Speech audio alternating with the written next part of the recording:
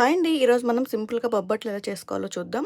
ముందుగా బొబ్బట్ల కోసం ఒక కప్పు పచ్చిశనగపప్పు తీసుకొని ఒక 3, 4 అవర్స్ నానబెట్టేసుకోండి. తర్వాత నానబెట్టిన వాటిని కుక్కర్‌లో వేసి 1 గ్లాస్ వాటర్ వేసి ఒక 3, 4 విజిల్స్ వచ్చేదాకా ఉడికించుకొని స్మాషర్‌తో మంచిగా స్మాష్ చేసుకోండి. స్మాష్ చేసుకున్నాక స్టవ్ ఆన్ చేసేసి 1 కప్పు పచ్చిశనగపప్పుకి 1 కప్పు బెల్లం వేసుకొని బెల్లంలో వాటర్ అంతా ఇంకిపోయేదాకా బాగా ఉడికించుకోండి. తర్వాత 1 టేబుల్ స్పూన్ యాలకుల పొడి వేసుకొని ఇక్కడ నేను చూపిస్తున్నట్టు వాటర్ అంతా ఇట్లా వెళ్ళిపోవాలండి. తర్వాత లాస్ట్‌లో కొంచెం 1 టేబుల్ స్పూన్ నెయ్యి వేసుకొని ఒక 2 మినిట్స్ ఉడికించుకొని అది కొంచెం చల్లారాక బౌల్స్ లాగా చేసుకొని పక్కన పెట్టేసుకోండి. తర్వాత పిండి కోసం 1 కప్పు మైదా, హాఫ్ కప్పు గోధుమ పిండి, కొంచెం సాల్ట్ అలాగే నెయ్యి వేసుకొని చపాతీ పిండిలాగా కలుపుకొని లాస్ట్‌లో 1 టేబుల్ స్పూన్ నెయ్యి వేసుకొని ఒక హాఫ్ అన్ అవర్ పక్కన పెట్టేసుకోండి. తర్వాత కవర్ తీసుకొని ఇక్కడ నేను చూపిస్తున్నట్టు బొబ్బట్టు లాగా చేసుకొని పెనం మీద నెయ్యి వేసుకొని అటు ఇటు కాల్చుకొని సర్వ్ చేసుకుంటే చాలా సింపుల్‌గా అయిపోయి నెయ్యి బొబ్బట్లు రెడీ.